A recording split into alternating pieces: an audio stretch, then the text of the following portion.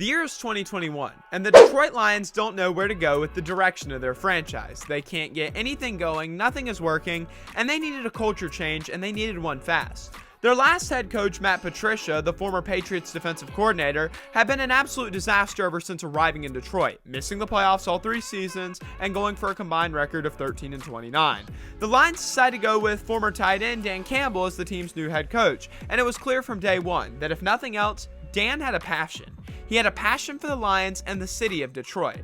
The first major move of the Dan Campbell era was quickly deciding to go into full rebuild mode, trading veteran Matthew Stafford to a championship contender. Stafford truly deserved this. He had been wasting his prime in Detroit and needed to prove that he could win some big games. The Los Angeles Rams believed they were a quarterback away from being Super Bowl contenders, deciding to move on with Jared Goff.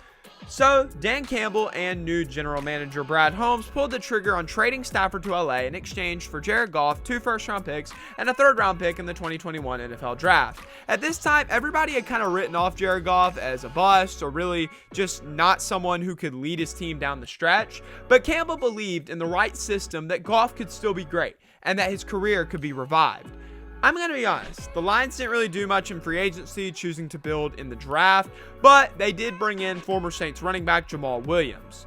In the 2021 NFL Draft, the Lions held the 7th pick, and with Campbell watching Stafford get beat up in the years prior, he decided that his first draft pick was going to be an offensive lineman to protect Jared Goff for the future. So, with the 7th pick, the Lions selected Oregon's Penei Sewell, the best offensive tackle in the draft. This was a masterclass of a pick.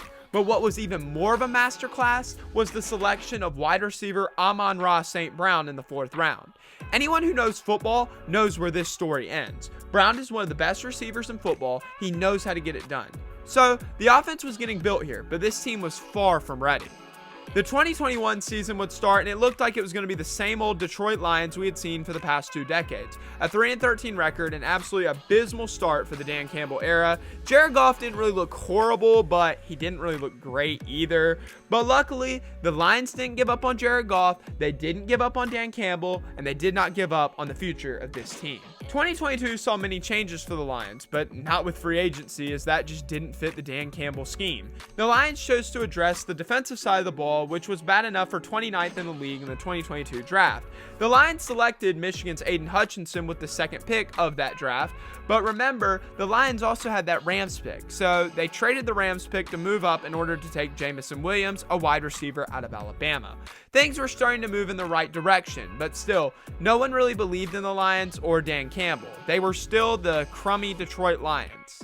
Somewhere in this offseason, Campbell promoted tight ends coach Ben Johnson to be the team's new offensive coordinator, and this would prove to be very advantageous for the team, as well as the development of Jared Goff, as Johnson was a quarterback himself at the University of North Carolina. The 2022 season would start, and it looked like it was going to be the same story from last season. The Lions started the year 1-6. There were calls for Dan Campbell to be fired, but then something unbelievable happened. Something amazing. Something we had not seen in a long time.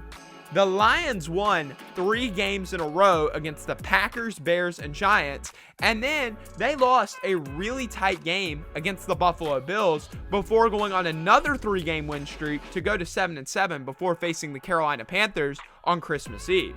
This game was a big deciding factor on whether or not the Lions had a real shot at making the NFL playoffs. Unfortunately for the Lions, the Panthers were highly motivated with their interim head coach Steve Wilks, and the Lions would get thrashed on Christmas Eve in the cold 37-23 loss before finishing off the year with 2 great wins to finish 9-8.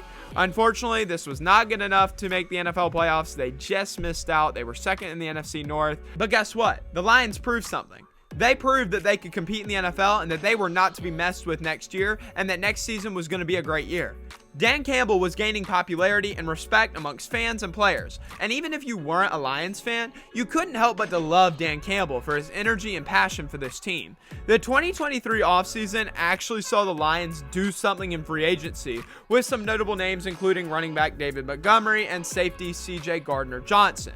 In the draft, the Lions struck gold, which was becoming the norm with GM Brad Holmes and Dan Campbell, selecting Alabama running back Jahmyr Gibbs, and in the second round, snagging Iowa tight end Sam Laporta.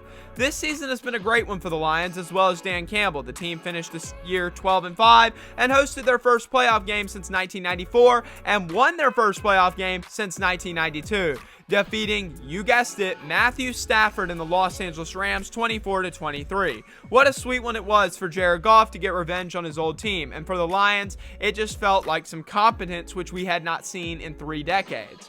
Goff has had a great year, throwing for 4,500 passing yards and 30 touchdowns. This team is special, and they have something to build off for the years in the future.